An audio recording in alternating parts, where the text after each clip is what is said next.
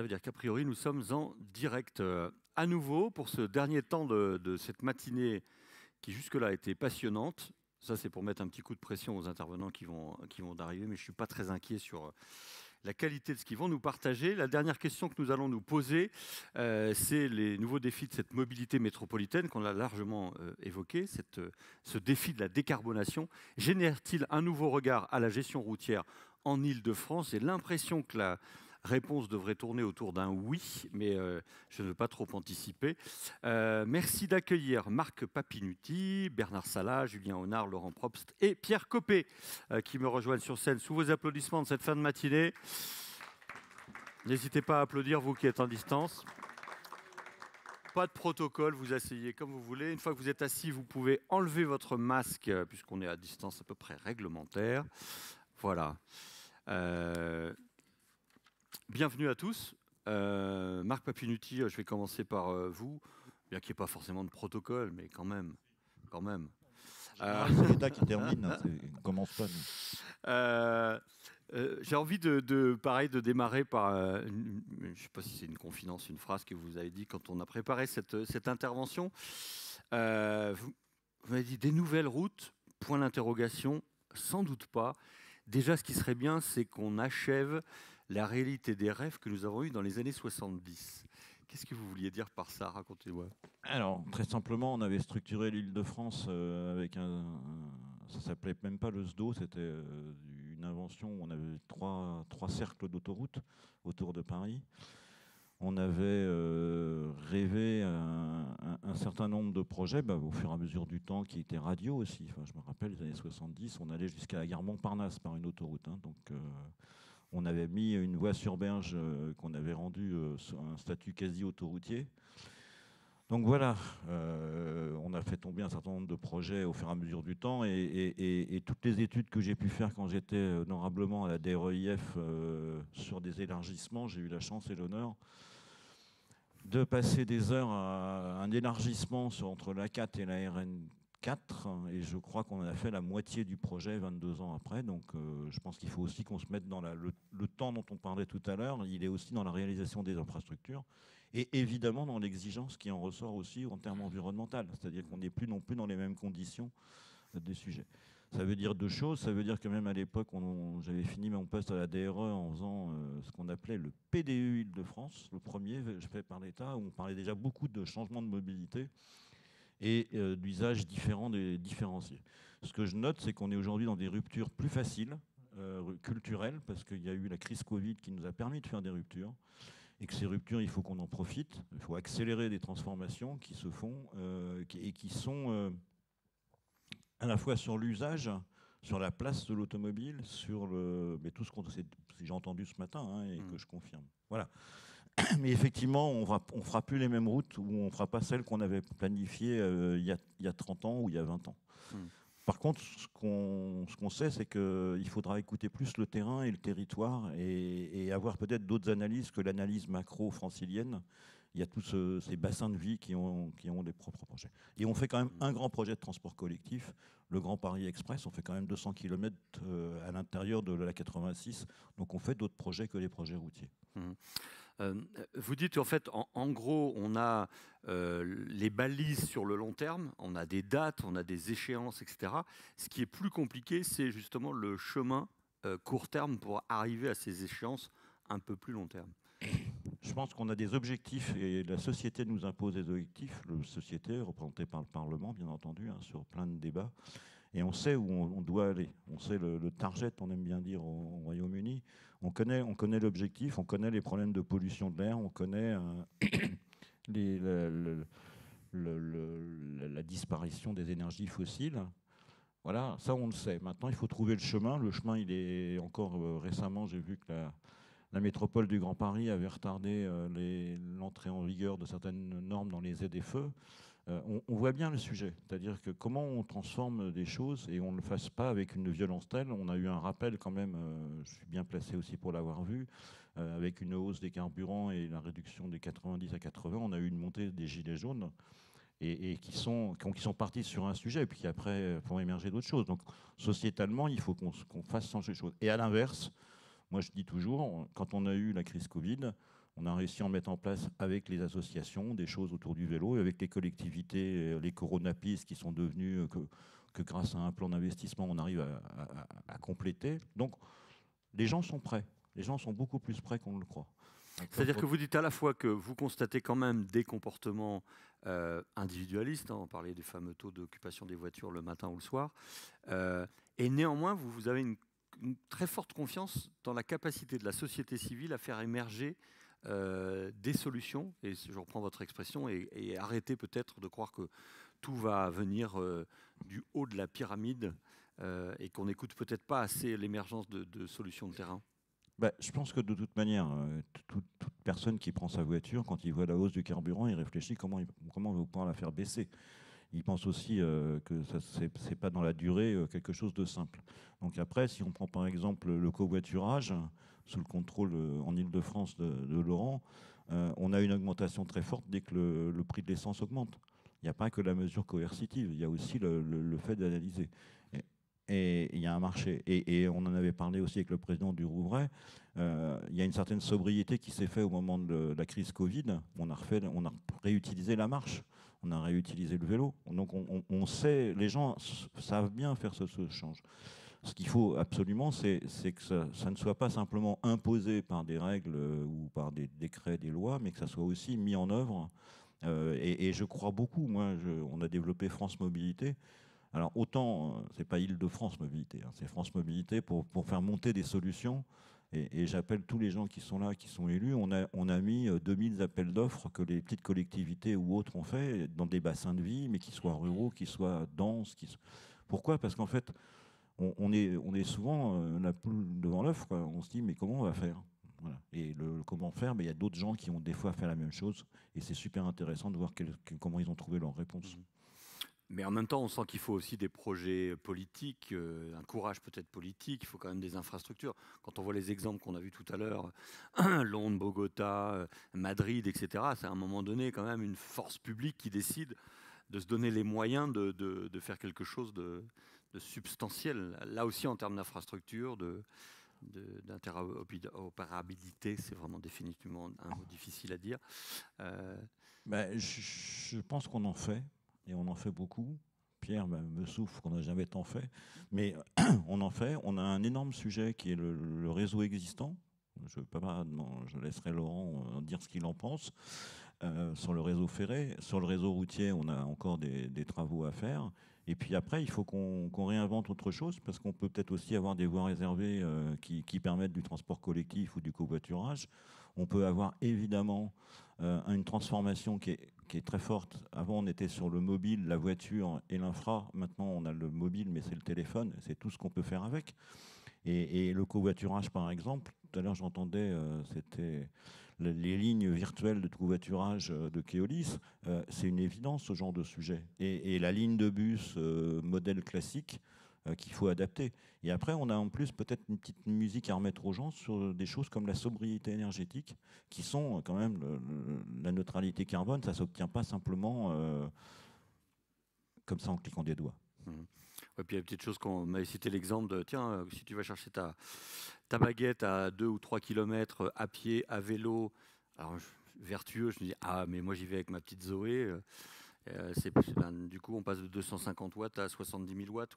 C'est ça. Mon vélo électrique, avec lequel j'allais tous les jours au cabinet de la ministre, à plus de 50 ans, c'était 250 watts. Si j'étais simplement en train de pédaler, c'était 100 watts. Et une Zoé, c'est 70 000 watts. Donc, et un bus électrique, ça commence à 200 000 watts, je crois, de mémoire. Donc, et une vraie voiture normale, c'est aussi plutôt dans les 100 000 watts. Mmh. Merci.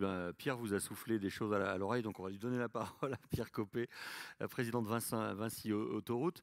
J'ai eu quelques infos là dans les articles de presse. 12 000 km d'autoroute, c'est 1% du réseau routier.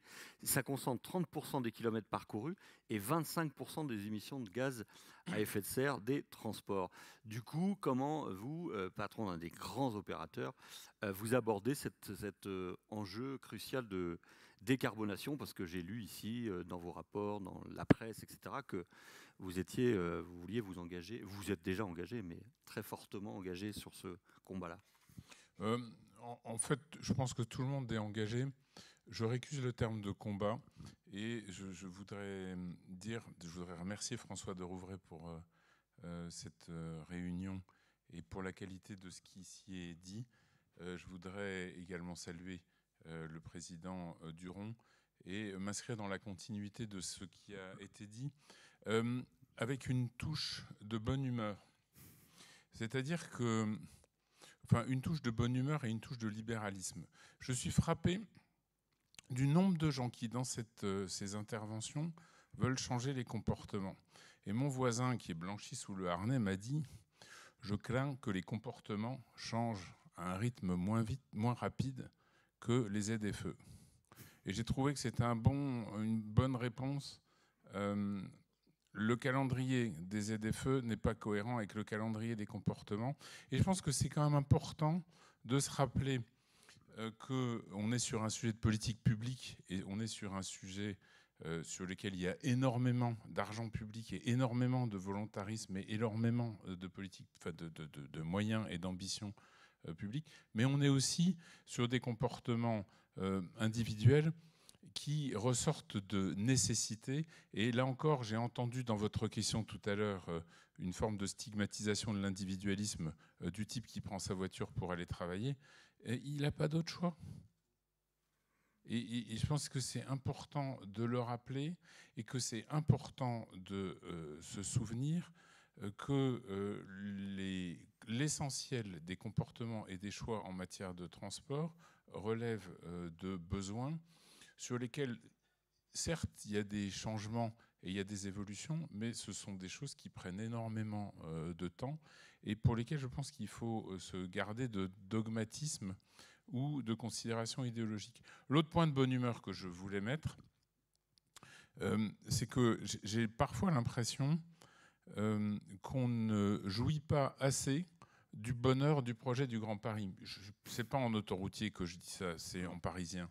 Je trouve qu'avoir un projet aussi audacieux, aussi ambitieux, aussi complet, aussi large, aussi complet que le Grand Paris Express et continuer à présenter le sujet des transports comme un problème, en fait, je pense qu'on a un problème de bonne humeur dans la politique des transports et qu'on gagnerait à aborder ces questions en se disant qu'on dispose aujourd'hui d'un réseau absolument considérable et qu'on a en projet et en construction un chantier qui doit être, enfin, je ne sais pas si c'est le plus, les Chinois ont dû faire plus gros, mais c'est un des plus gros chantiers du monde que le chantier du Grand Paris Express. Et donc je trouve qu'on gagnerait à en voir la vertu structurante et en mesurer l'ambition dans la manière dont on aborde ces questions. Ceci étant dit, je réponds à votre question et vous avez d'ailleurs dit l'essentiel sur ce qu'est l'approche autoroutière du sujet. Le président Duron l'a dit ce matin, il a dit 83,9, moi je dis 86, tous les chiffres sont faux, mais enfin 85%, on se met d'accord, A plus B sur 2, 85% des déplacements empruntent la route. Donc il faut regarder la route comme un des facteurs, un des vecteurs fondamentaux de la politique de décarbonation. Et pour ça, il faut changer le regard. Donc déjà, il faut avoir un regard moins stigmatisant et un regard qui est simplement cohérent avec les usages et la pratique de l'ensemble de nos concitoyens. Ça a l'air bête comme ça, mais réconcilier ce point de vue, enfin réconcilier cette approche, fait gagner énormément de temps dans la conception des politiques publiques. Juste, je me permets, parce que, je trouve qu'il y avait beaucoup de bonne humeur. Moi, j'étais au contact des gens depuis ce matin. Et simplement vous dire que j'ai trouvé justement qu'il y avait beaucoup de postures d'humilité de l'ensemble des intervenants qui disaient mais il faut qu'on se rapproche du citoyen. C'est à nous de faire le job pour que, effectivement, et pour pas les stigmatiser, mais pour les inciter à et être vraiment dans l'offre de service. Voilà, je voulais juste mais pas à mon nom, hein, au nom des intervenants qui se sont succédés. Ouais. Nous sommes bien d'accord. Et l'exercice auquel on s'est prêté avec les équipes de Vinci Autoroute pour le compte de notre concédant, puisque vous savez que quand on est un concessionnaire, on ne doit jamais faire plus que ce que attend l'État concédant au service duquel nous sommes. Nous nous sommes dit, au fond, ce réseau autoroutier qui représente 1% du réseau routier national, mais qui représente 25% des émissions de carbone et 30% des kilomètres parcourus, comment on pourrait l'utiliser et l'exploiter mieux, ou comment on pourrait, dans cette perspective de la décarbonation des transports, en prenant en considération le fait que la seule réponse du report modal n'est pas la réponse à la solution, n'est pas la solution à la décarbonation, comment on pourrait, en changeant le regard sur le réseau, faire en sorte qu'il contribue à la politique de décarbonation. Alors je suis venu avec Christophe, qui est l'homme de la prospective chez Vinci Autoroute, qui m'a dit, je te le fais en 1 minute 30, c'est comment en 5 points, on peut, je t'ai dit 3 minutes, ok, 3 minutes. 3 minutes ? Comment on peut contribuer à la décarbonation, enfin comment la route peut contribuer à la décarbonation de l'économie. Christophe, je te passe le micro. Regardez, il y a une place qui vous attendait là. Allez-y, je vous en prie. C'est pas prévu, mais c'est bien, un peu d'imprévu, c'est bien. Bien, bonjour à tous. Oui, donc on a travaillé sur ce plan avec l'idée que la prépondérance de la route, elle serait pérenne, et que compte tenu des émissions qui sont réalisées par l'usage de l'autoroute, il fallait transformer l'infrastructure. Donc transformer son usage principalement, ça passe par un plan qui répond aux besoins serviciels, qui répond aux besoins du changement climatique et aux besoins des milieux naturels. En premier lieu, notre premier axe, il est sur les mobilités partagées. On a évoqué ce matin le cas de Longvilliers et de l'axe Longvilliers-Brissou-Forges-Massy. Aujourd'hui, 1400 passagers par jour qui utilisent ce dispositif. Quand on le généralise à l'ensemble des métropoles, on a eu l'exemple de Bogota ou de Madrid, on sait que c'est plusieurs centaines de milliers de passagers qu'on pourrait toucher. Donc mettre plus de gens dans moins de véhicules, c'est le premier axe. Le second axe, c'est d'accueillir les véhicules décarbonés. La situation sur autoroute est un petit peu différente de celle qu'on connaît dans les centres urbains. On a besoin de stations de recharge qui sont très puissantes pour fournir beaucoup d'énergie en peu de temps pour accueillir les véhicules électriques. Et donc, il y a le besoin du déploiement d'un schéma directeur pour la création par anticipation avec une logique d'offre de stations de recharge adaptées. Pour vous donner quelques ordres de grandeur, on estime qu'en 2030, il faudra 60 bornes de recharge de très haute puissance, plus de 200 kW par aire de service. Sur certaines aires, on pourrait monter jusqu'à 150 ou 200 bornes, des puissances de 30-40 MW, même on a évoqué. C'est la puissance d'un aéroport comme Orly à peu près. Donc en ordre de grandeur, il faut se rendre compte de quoi on parle. Donc il y a un vrai sujet de préparation de l'accueil des véhicules électriques pour que les véhicules électriques ne restent pas dans les centres urbains et rejoignent les trajets interurbains pour une vraie décarbonation de ces trajets.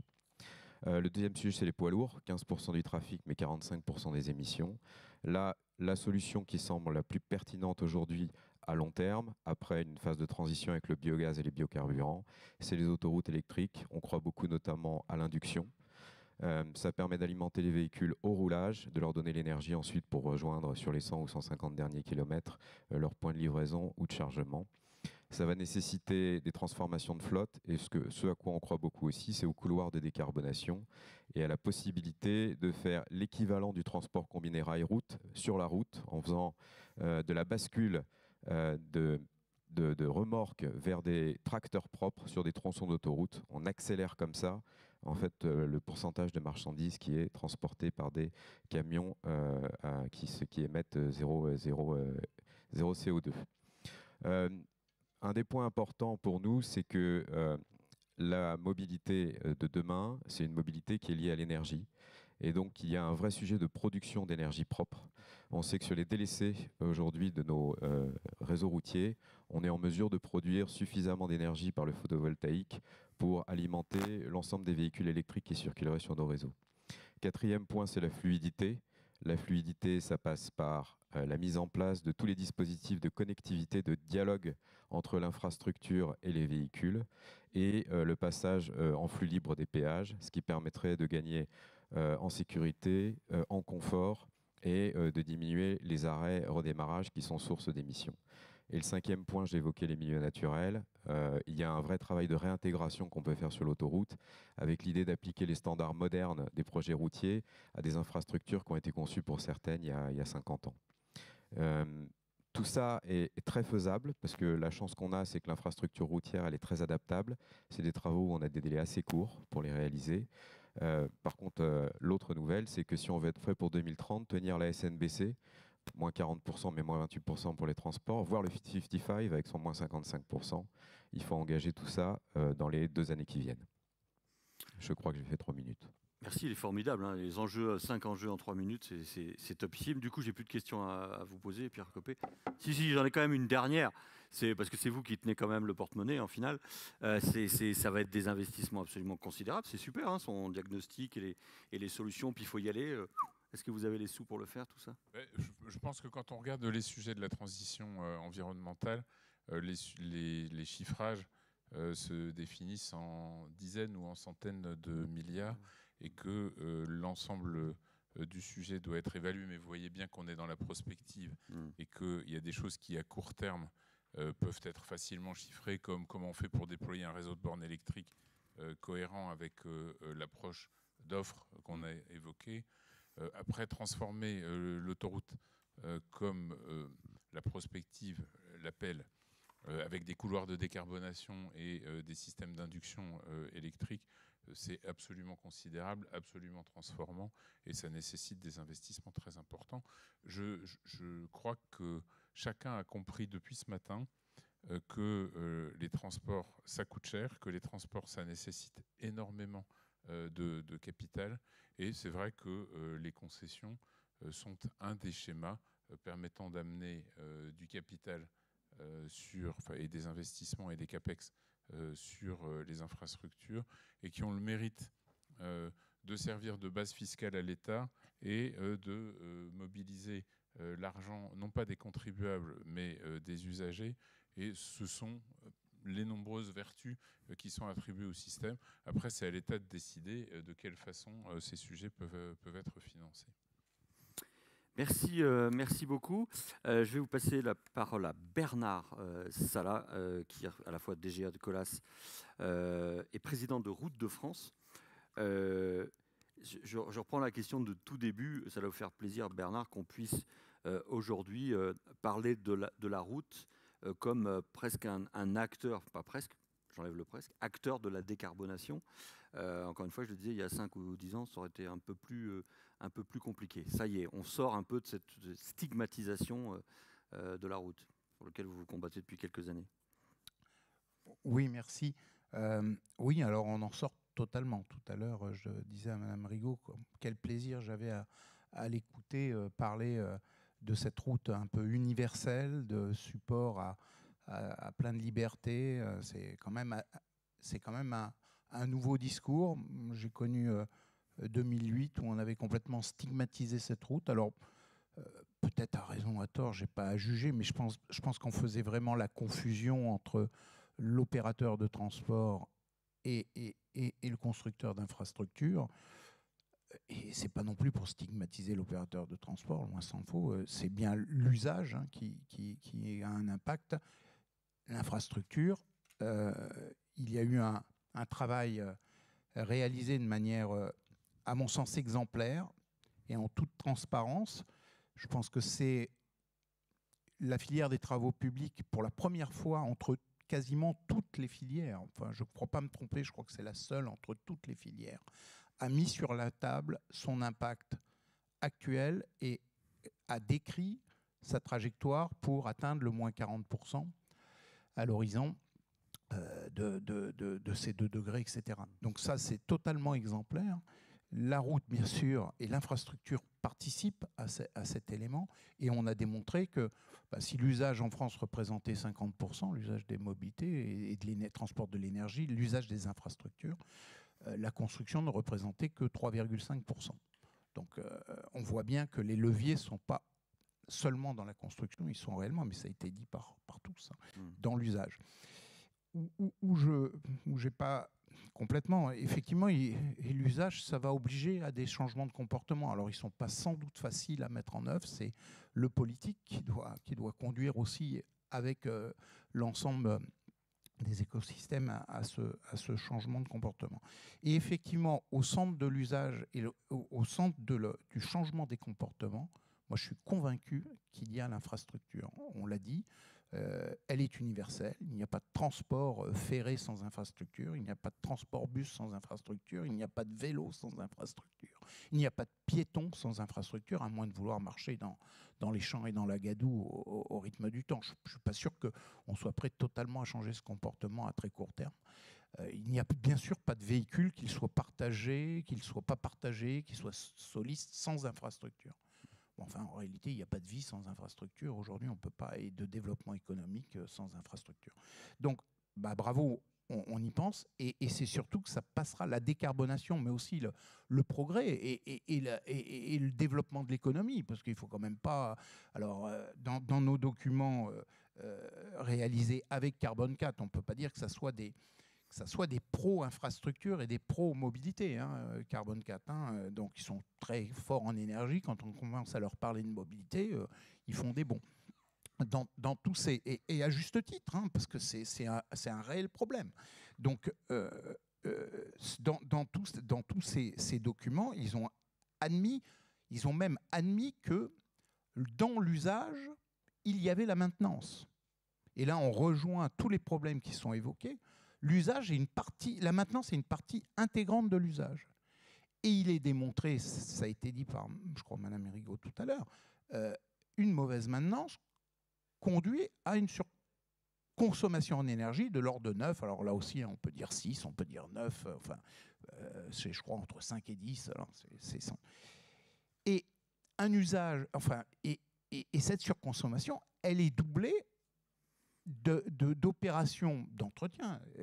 Les gens de Vinci connaissent bien la problématique. Si on attend, l'impact carbone à terme, il est encore beaucoup plus important. Il est doublé d'une dégradation irrémédiable de l'infrastructure, on a dû le connaître sur certaines voies ferrées, qui fait que de toute façon, à cet horizon 2050, peut-être qu'on aura une trajectoire correcte pendant 5 à 10 ans, mais à 2050, on fera un jump tel sur notre impact qu'on aura complètement annihilé tous les efforts qu'on aura fait jusqu'à présent, voire la mauvaise gestion qu'on aura fait. Donc aujourd'hui, la problématique pour effectivement l'infrastructure est au centre du débat sur sa construction, parce qu'on ne peut pas non plus laisser aller des solutions. Mais là, les solutions existent. C'est réellement qu'une problématique de mettre en place les véhicules contractuels qui fassent que le risque ne soit totalement chez le maître d'ouvrage, totalement chez l'entrepreneur. Il y a des solutions, je pense notamment aux enrobés froids, aux enrobés à l'émulsion. Ça existe depuis des dizaines d'années. Je ne vois pas pourquoi on ne prend pas le risque d'en faire un peu plus souvent. Donc les technologies existent. Il y a la transversalité, il faut que tout le monde s'engage, et ça a été dit. Il y a le rôle, effectivement, des gestionnaires, etc. Mais c'est sur l'usage, je pense, qu'on a un gros effort. Et l'usage, M. Papinetti disait, il y a plein de ruptures. Moi, il y en a une, c'est laquelle je ne vois pas. Il y en a une que je ne vois pas, c'est la rupture de la contractualisation. On est toujours sur des modèles qui datent. Et tant qu'il n'y aura pas de rupture de la contractualisation dans ce mode qui se complexifie, eh bien, je pense qu'on aura du mal à atteindre nos objectifs. En tout cas, c'est ma conviction, c'est celle que je défends. Parce qu'il y a quand même une évolution.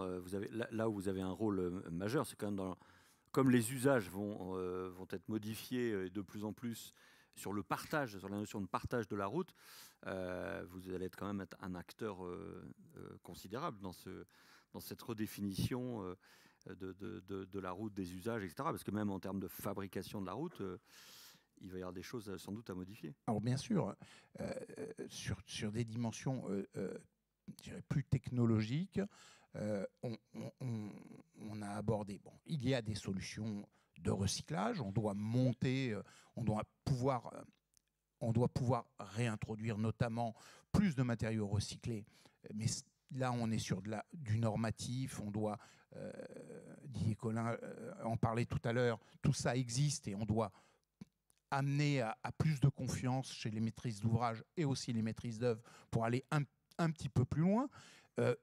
Ça demande aussi une gestion différente parce que les ressources, elles ne viennent pas de nulle part. Le président sait bien que si on fraise dans le sud de l'Essonne et si on a des enrobés dans le nord de l'Essonne, ça va être quand même des transports. Il y a réellement une vision plus globale qui fait appel de l'auscultation, qui fait appel à toutes les technologies jumeaux numériques des infrastructures, etc.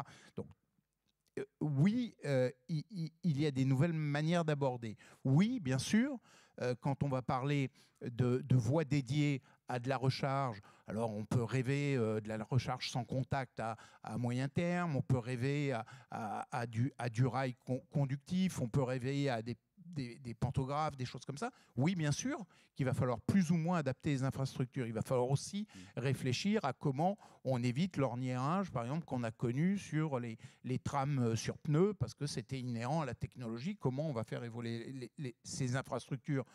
Est-ce qu'on va mettre ne serait-ce que le camion sur la gauche de cette fameuse voie autoroutière, sur la droite? La droite, elle n'a pas tout à fait été conçue. La gauche, pardon, n'a pas été tout à fait conçue pour ça. Est-ce qu'elle sera mieux de ce côté-là? Bon, là, il y a des choses les réflexions existent. Oui, il y a des choses qui sont plus du domaine du rêve. Quand vous me parliez des Pays-Bas où on fait des routes productrices d'énergie pour les vélos, moi j'avais animé aussi un colloque avec des chercheurs sur la route, etc., qui commencent à travailler sur la route qui va capter l'énergie solaire. Il y a plein. Il y a plein de solutions. Alors, c'est peut-être pour, comme disait tout à l'heure notre chercheur, c'est peut-être pour après-demain, mais il y a aussi des perspectives d'innovation absolument spectaculaires. Non, c'est pas pour après-demain. Bon, alors, si je reviens sur ma casquette plus d'entreprise, on a répondu aujourd'hui aux Pays-Bas à 2 appels d'offres d'1 kilomètre de pistes cyclables photovoltaïques. On a intégré le fait que cette surface, elle pouvait être multi-usage. Et quand on fait du multi-usage, ben c'est sûr que l'ACV de ce que l'on fait, eh bien, il est automatiquement amélioré par cette idée de multi-usage. Et on commence à optimiser l'espace. Donc on participe à la désimperméabilisation, on participe à tous ces modes-là. Et en plus, on permet effectivement à des vélos de plus en plus puissants de pouvoir se recharger de manière beaucoup plus simple. Et tout ça, c'est important. Et ce sur quoi on avait déjà alerté le ministre Djebbari l'année passée, nos entreprises constructeurs d'infrastructures routières sont parmi les leaders internationaux. Attention à ce que dans les technologies, on ne perde pas notre capacité. Alors, je sais que Marc Mapinuti y est très attentif et on a toujours réussi.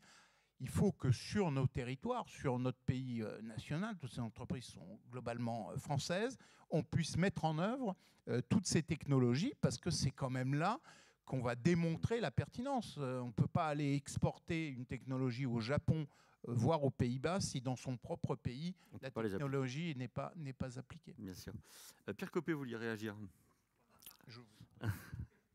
Non, je voulais simplement dire, parce que Vinci Autoroute est le principal maître d'ouvrage en matière routière et que nous avons, sans attendre et sans demander de normes nouvelles, lancer une politique de décarbonation de nos chantiers. On a décarboné notre fonctionnement interne, nos scopes 1 et 2, mais je voudrais dire un mot sur les chantiers en disant que nous avons d'ores et déjà un objectif de recyclage des enrobés qui nous permet de tenir en moyenne pas loin de 50% de recyclage aujourd'hui sur nos chaussées. Et puis on a fait un chantier école sur la 89 avec Eurovia. Et on s'est dit comment on fait pour réduire les émissions de carbone du chantier. Et simplement en se mettant autour de la table et en se disant essayons d'innover sur les circuits, sur les rotations, sur la mobilisation, sur l'utilisation d'énergie alternative, sur le fait d'utiliser des machines électriques et pas forcément des machines à mazout, et ainsi de suite, en mobilisant l'ensemble des éléments d'ingénierie et en coordonnant maître d'ouvrage, maître d'œuvre et entreprise, on arrive sans surcoût, monsieur le directeur général des infrastructures de transport, sans surcoût, on arrive à diviser par 2 les émissions de carbone du chantier. Donc c'est quand même impressionnant de voir que le sujet, sans normes nouvelles, simplement avec un désir partagé de contribuer à l'amélioration de l'empreinte carbone des travaux publics, on arrive à des résultats qui sont significatifs et qui ne coûtent pas d'argent. C'est simplement un problème de focal et un problème d'état d'esprit. Et je pense que là aussi, c'est important qu'on se câble en termes d'état d'esprit et de volonté commune et d'innovation sans nécessairement attendre la norme. Merci beaucoup. On va poursuivre avec Julien Honard, qui est le fondateur de Klaxit. Julien, j'imagine que vous êtes assez content parce que le mot de covoiturage, je ne sais pas combien de fois il a été prononcé depuis le début de cette matinée, mais j'imagine que quand il y a 10 ans, vous avez créé cette appli, c'était moins courant d'entendre ce mot-là. Évidemment, le covoiturage de courte distance, hein, on parle de déplacement professionnel. Peut-être nous représenter ce qu'est Klaxit, même si vous commencez à être pas mal connu hein, dans le milieu, parce que vous avez déjà travaillé avec les uns et les autres. Mais pour ceux qui ne vous connaîtraient pas, il y en a quelques-uns encore en France, qu'est-ce que vous faites, qu'est-ce que vous proposez, justement, pour rendre ce covoiturage efficient, efficace? Bonjour à tous. Donc en effet, Klaxit, c'est une solution de covoiturage courte distance, domicile-travail.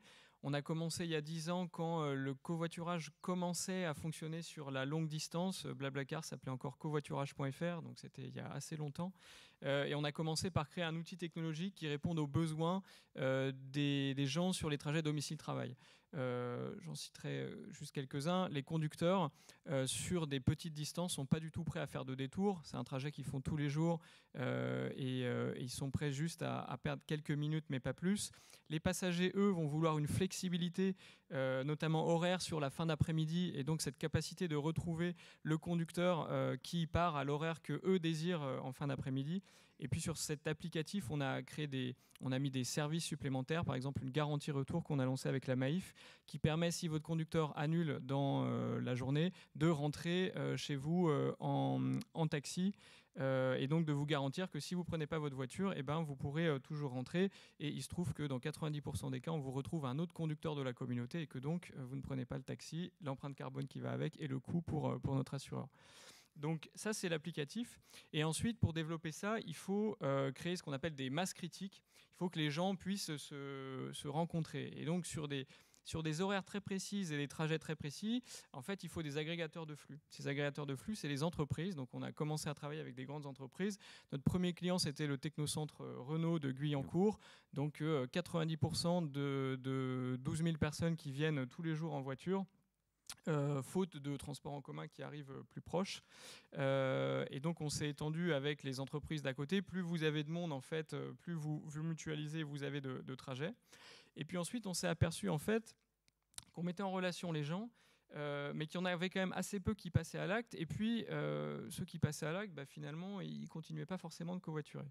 On s'est aperçu qu'on avait un problème fondamental, et ça va être mon fil rouge, de tarification. C'est-à-dire que, en fait, le passager, qui n'est autre qu'un ancien automobiliste, n'est pas prêt à payer ce dont le conducteur a besoin pour ouvrir sa portière. En fait, aujourd'hui, un conducteur, il est satisfait sur 10 centimes du kilomètre par passager, ce qui lui permet de lui payer en gros son carburant. Et puis, donc, s'il prend un passager, ça lui rembourse ses frais de carburant, même avec la hausse. S'il en prend deux, ça rembourse 2 ou 3, ça rembourse plus largement les frais de sa voiture. Mais si vous dites ça à un automobiliste, vous dites laisse ta voiture au garage, prends quelque part le risque du covoiturage et paye à ton conducteur le prix de ton carburant, il va dire non, dans ce cas, moi je préfère rester dans ma voiture et puis c'est lui qui va me payer le carburant. Conclusion, on n'a que des conducteurs et rien ne se passe. Par contre, si vous dites à l'automobiliste, si tu es passager, tu voyages gratuitement, là, il a une proposition de valeur qui est intéressante pour lui.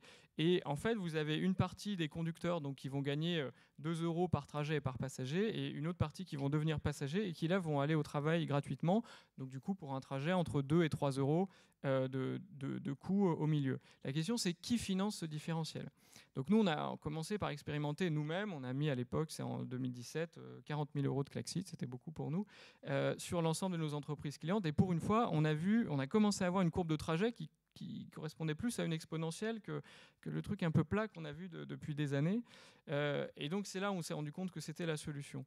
Maintenant, il nous manquait la loi d'orientation des mobilités, parce que certaines collectivités ont été exemplaires et ont expérimenté, et notamment en Essonne, dès 2017, pour qu'ensuite Île-de-France Mobilité, à partir d'octobre, prenne le relais, sous forme d'expérimentation.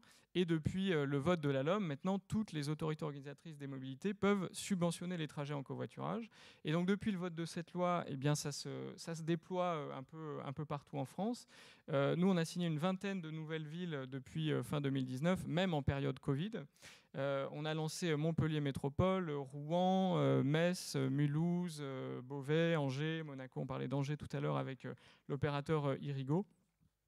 Alors évidemment, avec le Covid, on a eu un petit peu de mal à lancer sans être interrompu. On parle de changement de comportement. Clairement, les vagues de confinement successifs sont tout ce qu'il ne faut pas faire, les stop and go sur le changement de comportement. Ça ne marche pas. Il faut des choses qui s'incluent sur le long terme. Depuis septembre, là, c'est bon, on n'a pas recassé la dynamique. Notre enjeu maintenant, alors nous, c'est du périurbain, hein, c'est-à-dire que le centre urbain, personne ne va covoiturer en plein Paris, personne ne va covoiturer au centre de Rouen. On parle du périurbain, là où la voiture est reine, là où en fait le transport collectif, depuis des années, n'arrive plus à prendre de part modale sur le domicile-travail. Dès qu'on va dans des villes un peu plus moyennes, les gens nous disent de toute façon, le transport collectif, c'est les retraités, les étudiants. Mais j'ai aucun actif qui monte dans un bus. Il ne l'a pas vu depuis qu'il était étudiant. Donc nous, on s'attaque à cette cible-là, avec comme objectif de les faire passer sur ce qu'on appelle, nous, le transport en commun du périurbain, le covoiturage, avec de l'infrastructure qui existe déjà, des voitures qui existent déjà, qui roulent partout, et les gens qui sont là. Donc ça a l'air assez magique. Et en plus, sans consommer en plus, bon, à part le poids du passager en plus dans le véhicule, mais là, on est vraiment sur l'épaisseur du trait. Donc on se dit, bon, c'est un peu magique. En fait, pour que ça marche, il faut du coup le financement de la collectivité, pour que la tarification soit attractive. Et donc, nous, notre enjeu, c'est maintenant d'évangéliser, on va dire, les élus, pour leur dire, mettez une part de votre budget transport aujourd'hui sur les nouvelles mobilités et sur le covoiturage, pour justement pour décarboner le périurbain, là où vous avez la voiture.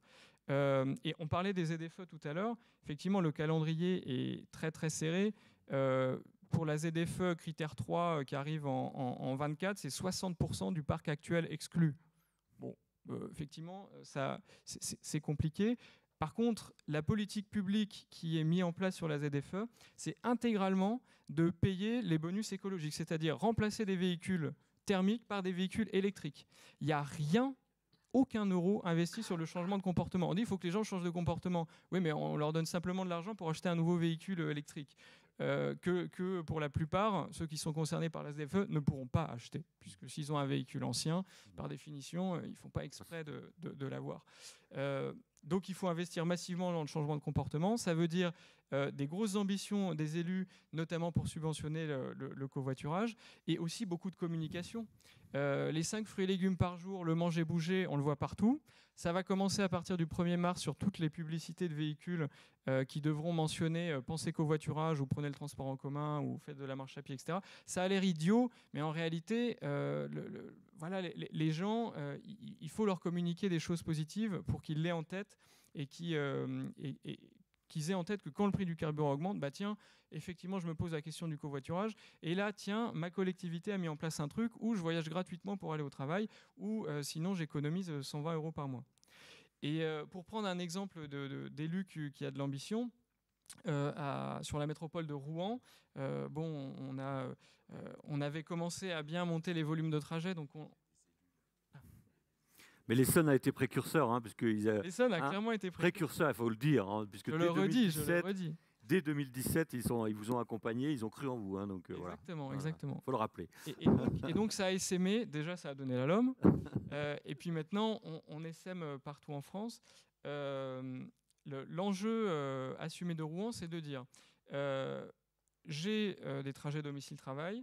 Je veux que le plus rapidement possible, j'ai 5% de ces trajets domicile-travail qui soient faits en covoiturage. Donc, je vous donne quelques chiffres. Donc en gros, Rouen, c'est 150 000 trajets domicile-travail par jour. Donc il faut faire 7 500 covoiturages par jour. En prenant en compte la subvention de trajet, donc sur le périurbain, 2 à 3 € par trajet, ça fait 4 millions d'euros par an. Sur les 200 millions du budget transport, ça fait 2% du budget transport. 2% du budget transport pour prendre 5% de part modale dans le périurbain. Ceux qui font du transport collectif savent à quel point il est difficile de prendre de la part modale sur du domicile-travail. Et à ce prix-là, ça serait du jamais vu, avec en plus le fait que s'il n'y a pas de trajet, ça coûte 0. puisqu'évidemment, on n'a pas ni les voitures, ni les chauffeurs, ni l'essence à payer. Si ça ne se fait pas, ça ne coûte rien. Donc c'est au succès, on va dire. Mais par contre, il faut l'ambition des élus. Donc voilà, ils ont fait leurs calculs. Ça va coûter 12 millions sur 3 ans et ils y vont. Donc une fois que les budgets sont là, après ensuite, il faut communiquer. Peut-être un petit sondage, ça fera la transition avec Laurent Probst, un petit sondage dans la salle. Donc qui a un pass Navigo ici? Très bien. Pas parisien. Hein, donc, et qui sait qu'il a 2 trajets en covoiturage gratuits inclus dans son pass Navigo? Merci Laurent. Et président. Mais pas grand monde. Pourtant, cette offre existe depuis octobre 2017. Quand on parle de changement de comportement, comment voulez-vous que les gens changent de comportement si personne n'est au courant? Voilà. Donc clairement, c'est une super offre. Ça existe depuis 2017 et maintenant il faut communiquer à fond pour que cette ambition qu'il y avait initialement en Ile-de-France prenne vraiment de l'ampleur au niveau que l'ont des beaucoup plus petites AOM aujourd'hui en France. Parce qu'évidemment, pour que ça marche au niveau des métropoles et au niveau national, il y a besoin de masse. Aujourd'hui, c'est quoi? C'est 100 000 trajets par mois hein, pour l'instant. Oui, collectivement, l'ensemble des opérateurs, il y a un registre de preuves qui collecte tout. Donc, on a une bonne vision du marché. C'est en gros un peu moins de 250 000 trajets là, qui ont été faits sur le mois de janvier. Klaxit en fait un peu plus de 100 000. Donc c'est 100 000 trajets par mois, c'est 1 tonne de CO2 économisée par mois et c'est 250 000 euros d'économie mensuelle pour les conducteurs qui sont sur la plateforme. Donc évidemment, par rapport aux 18 millions d'actifs qui vont travailler tous les jours, aujourd'hui, on a encore une goutte d'eau. Mais voilà, quand on parle de 5% des trajets, de la part modale domicile-travail, là, c'est plus une goutte d'eau pour une part du budget qui est clairement une goutte d'eau sur le budget transport. Simplement, ça nécessite de se dire, OK, mon budget transport, comment je le réalloue sur des choses que j'ai aujourd'hui pas l'habitude de financer. Ce qui est intéressant avec l'exemple de Rouen, c'est que vous êtes arrivé, vous, modestement, avec votre solution, en disant ce serait bien pour faire un peu de pédagogie, de mettre tant. Je ne donne pas le chiffre, hein, parce que c'est sans doute confidentiel. Et Métropole vous a dit non, mais vous rigolez, on va mettre x10. Parce qu'ils ont vraiment pris conscience de l'enjeu justement de communication, d'accompagnement pour que effectivement on emmène le maximum de Rouennais, parce que les 5% à atteindre, c'est quand même un bel objectif. Tout à fait. En fait, je pense que ce qui s'est passé, nous on avait envoyé un fichier Excel et puis lui il a comparé ça à son budget transport et il s'est dit mais en fait, mais là on parle de rien. Moi je veux être ambitieux. Comment 0,2% de mon budget transport je peux parler d'une ambition? Voilà. Donc il part plutôt sur 2-3%. Et en particulier, vous avez besoin de cette masse pour compenser ce que disait Stéphane Baudet ce matin sur le fait que si jamais j'ai prévu un retour chez moi le soir et que je dois, parce que mon enfant est cas contact Covid à l'école, ça peut être un frein. Donc ça, évidemment, plus il y aura une masse de covoitureurs, plus j'imagine ce genre de contraintes, vous allez l'intégrer dans la proposition de valeur. Oui, en fait, on a besoin de cette masse pour fiabiliser le système et aussi on a besoin pour qu'elle s'auto-entretienne en termes de communication. C'est-à-dire qu'il faut faire énormément de communication au départ. Là, à Rouen, on va avoir des 4x3. Rouen Métropole paye vos covoiturages. Voilà, des trucs qui marchent un peu, qui sont un peu pushy. Et c'est ce qu'on veut faire dans toutes les villes qui sont partenaires. Il faut faire un gros effort au départ. Ensuite, quand vous avez 5% de part modale domicile-travail, avec une proposition de valeur qui est géniale, quoi. La métropole vous paye pour aller au travail. En réalité, derrière, la communication, elle se fait par les gens. Mais il faut déjà atteindre une certaine masse critique. Et donc, il y a un bel effort de com à faire au début. Bon, en plus, ils le font volontiers, l'effort, hein, parce que des panneaux marqués « Rouen paye vos covoiturages », c'est plutôt positif. Merci beaucoup pour ce premier exposé. Laurent Probst, voilà, on arrive tout doucement à la fin de cette matinée. J'imagine que vous avez entendu beaucoup de choses depuis ce matin. Donc là, il y a une espèce de convergence vers vous sur voilà, qu'allez-vous faire de tout ça, de toutes ces expertises, de toutes ces envies au niveau d'un tout petit territoire qui est l'Île-de-France, dont vous avez en charge la plupart des infrastructures de transport, sauf la route. On en reparlera peut-être tout à l'heure par rapport à d'autres métropoles qu'on a évoquées dans les exemples. Peut-être déjà peut-être une première réaction d'ensemble. Qu'est-ce qui vous a paru fort intéressant Alors, moi, je voudrais, comme Pierre Coppet, commencer sur une touche d'optimisme. pour dire que beaucoup de choses sont déjà faites. Alors moi, plus particulièrement sur les transports en commun, il y a quand même une gouvernance qui permet de faire des choses. Depuis 2016, par exemple, on a renforcé de 20% l'offre bus en grande couronne. Il y a plein de projets d'infrastructure, ça a été dit, qui sont en cours de travaux, y compris en grande couronne. Le T12 qui va ouvrir fin 2023, le T13 qui va ouvrir milieu d'année. Sur les routes, ici en Essonne, il y a beaucoup de choses qui ont été faites par le département. Donc il y a beaucoup de choses qui sont déjà lancées. Et moi, ce que je retiendrai quand même, c'est qu'il y a naturellement beaucoup de choses à faire en plus, parce qu'on parle de décarboner les mobilités. Ça veut dire, du coup, même si les voitures étaient électriques, un utilisateur d'une voiture électrique, il émet du carbone, de par ne serait-ce que la construction de la voiture. Il y a encore un peu de carbone dans l'électricité. Et donc, c'est pousser les gens vers les transports en commun. Et donc, il y a encore beaucoup de choses à faire là-dessus. Et puis, là, pour sortir un peu de mon domaine à moi, mais élargir un peu sur les routes, en termes de technicité de la route, il y a beaucoup de technologies qui sont prêtes, enfin, c'est ce que j'ai entendu, mais qui ne sont pas encore appliquées. Et avec un constat que, est-ce qu'on a la gouvernance qui va bien pour les mettre en place? Voilà, alors, moi, je pense que il faudrait faire en plus, c'est ce qu'on a. C'est d'abord, pour continuer à développer les transports en commun, au-delà des grandes infrastructures, il faut les emmener en grande couronne. Et pour ça, il faut continuer à développer l'offre bus. Mais pour développer l'offre bus, il faut améliorer l'infrastructure pour les bus. Donc, ça veut dire plein de voies bus. François Durouvray, qui est un acteur principal d'Île-de-France Mobilité, parce que je rappelle qu'Île-de-France Mobilité, c'est consortium de la région et des départements. Et donc François Durouvray est quelqu'un de très actif au sein d'Île-de-France Mobilité et qui a été un acteur principal de développement de l'offre de transport, en tout cas depuis que moi je le constate depuis que je suis directeur général, donc depuis 2016, avec l'offre bus notamment, mais aussi avec le renouvellement des matériels roulants. Et donc sur le bus, aujourd'hui, nous on n'a pas trop d'action de pouvoir sur les routes, on subventionne, mais on a un petit peu petit de guichet, et c'est vrai que on partage ça avec François Durouvray. Il faut que ça aille plus vite sur les voies bus, et notamment les bus sur autoroute, les voies bus spécialisées, les pôles d'échange entre les bus qui ramènent vers les infrastructures lourdes. Ça, c'est le premier sujet.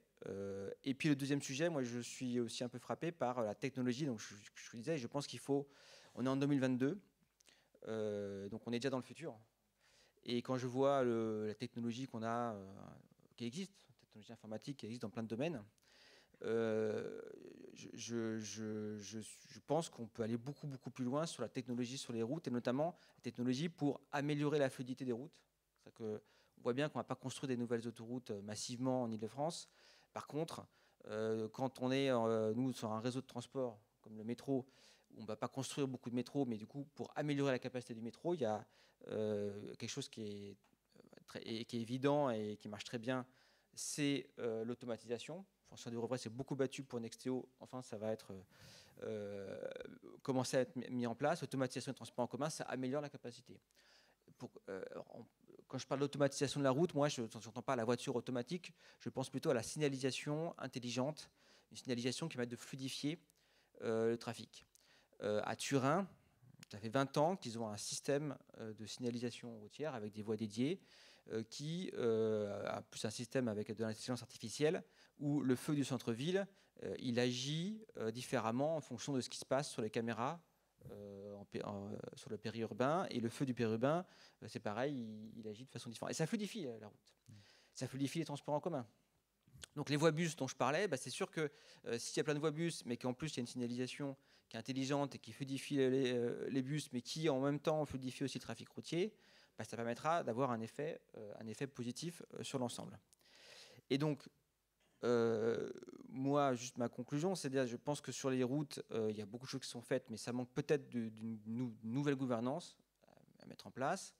Nous, on avait proposé, dans le cadre de France Mobilité, de reprendre la compétence sur les routes nationales, et puis, par là, d'instituer une organisation en lien avec les départements, puisque les départements sont un acteur majeur sur les routes et ils le resteront, quelque chose comme on le fait sur les transports en commun, une instance collégiale qui permette d'insuffler des nouveaux projets sur toutes les routes d'Île-de-France, et notamment ce sujet de la signalisation intelligente, la signalisation dynamique, avec, pourquoi pas, en 2027, une vision où on a un super ordinateur qui contrôle d'être quelques centaines de feux stratégiques partout en Île-de-France pour fluidifier l'ensemble du trafic routier, y compris sur les transports en commun et sur les voies bus. Et puis peut-être aussi que c'est un super ordinateur qui permette aux usagers de la route, avec les panneaux à messages variables et puis avec quelques applications, d'orienter les gens vers les transports en commun quand l'autoroute est bouchée, et vice-versa, peut-être des transports en commun vers la route quand le RERD, par exemple, est en rade. Ça peut être intelligent de prévenir les gens pour dire aujourd'hui, peut-être que vous allez prendre votre voiture. Juste, je reviens un instant sur ces histoires de voix dédiées. Excusez-moi de la candeur de ma question, hein, je ne suis qu'un citoyen.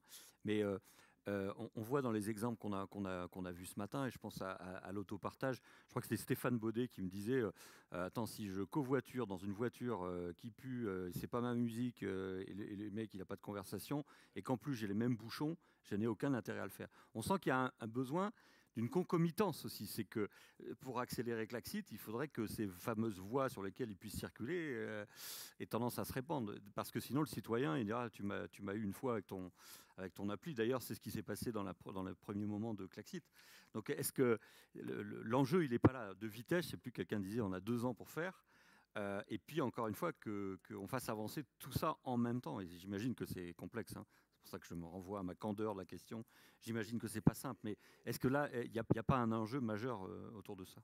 Enfin, on voit bien que les voies dédiées sur autoroute, quand les autoroutes sont bouchées, ça va te permettre d'aider au covoiturage, d'aider aux bus sur autoroute, et donc à ramener les gens sur les transports en commun. On a un bon exemple à Brie-sous-Forges avec cette ligne de bus qui ramène directement vers la gare de Massy. Ça marche super bien, et parce que les gens gagnent énormément de temps, parce qu'il y a la voie dédiée qui arrive directement à Massy. Et donc, et la question c'est pourquoi est-ce qu'on ne va pas plus vite dans la création de ces voies dédiées? Alors il y a des choses, il y a comme des voies qui ont été réalisées depuis 2016, mais François Durovray a raison en disant il faut passer effectivement à la vitesse supérieure là-dessus, et ça passera, et enfin, François le sait très bien, on a un sujet global de gouvernance sur la façon dont avancent ces voies dédiées. Donc il faut qu'on résolve ce problème. On en parle. Je vais traduire avec mes mots encore une fois à moi. Hein. C'est-à-dire que vous voulez la gouvernance des routes, quoi. Parce que c'est ça qui va donner l'intérêt de l'homogénéité de la gestion de l'ensemble des moyens de transport. Je pense qu'aujourd'hui, encore une fois, je ne remets pas en cause les services de la DIRIF qui font un excellent travail, mais il faut à un moment, alors c'est peut-être pas, nous c'est vrai qu'on s'est proposé de reprendre cette gouvernance parce que, la gestion des routes, donc la DIRIF, parce que ça nous permettrait de mettre un pied dans la gouvernance et de jouer sur les routes le rôle qu'on joue sur les transports en commun. Et encore une fois, sans vouloir complexiter plus le schéma, il faut absolument que les départements gardent la maîtrise des routes départementales, parce que nous, on ne sera pas allé à ce niveau local. Mais ça nous permettrait effectivement d'insuffler, et avec le partenariat qu'on a l'habitude d'avoir avec les départements, des nouveaux projets à plusieurs échelons. Moi aussi, je vais remettre un petit peu de bonne humeur, parce qu'on n'a pas eu le temps d'aborder tous les sujets, évidemment, que les intervenants m'ont partagé. Mais tous ceux qui sont à l'international, les opérateurs, disaient il faut aussi arrêter de se flageller en France sur cette fameuse manque de coopération et de gouvernance. Ils disent allez voir, la RATP me disait Casablanca, nous on s'occupe que des tramways, tout le monde est siloté, etc. Donc il y a quand même en tout cas, vous êtes en route tous vers cette coopération. Comment vous définiriez, vous, justement votre mode de gouvernance? Qu'est-ce que vous voulez comment vous pouvez être un fluidificateur de ces nécessaires coopérations, encore une fois, qui émergent depuis ce matin? Alors, la particularité d'Île-de-France Mobilité, c'est que, contrairement par exemple à la SGP, il y en a un conseil d'administration qui d'abord prend des décisions, qui gouverne tout. Hein. Moi, j'ai très peu de délégations de compétences, et la région n'a pas la majorité au conseil d'administration. Alors, optiquement, ils ont la majorité, sauf que du coup, comme il y a une opposition au conseil régional qui a quelques voix, en fait, sur les 31 voix du conseil d'administration, la majorité du conseil régional n'a que 10 voix. Et donc, les départements, et donc François Durouvray est l'administrateur d'Île-de-France Mobilité, d'ailleurs il a été président de la commission de transport pendant longtemps, et les départements ont un rôle majeur dans la gouvernance d'Île-de-France Mobilité parce que leur pouvoir est pivotal. Et c'est ça qu'il faut comme gouvernance. Alors vous allez dire, bah oui, mais le problème c'est que si on n'a pas, par exemple, dans les grands établissements publics de l'État a la majorité, donc forcément c'est nécessaire pour gouverner. Je pense qu'Île-de-France Mobilité est un bon exemple d'une instance où personne n'a la majorité absolue, mais on arrive quand même à avancer. Et je pense que les réalisations sur le matériel roulant, sur les bus, on a quand même le plus grand plan en Europe, et hormis la Chine, dans le monde, du renouvellement des bus. On va avoir 100% de bus propres dans la zone dense en 2025 et 100% dans toute l'Île-de-France en 2029. Je disais qu'hier à Marseille, l'objectif c'était 2035.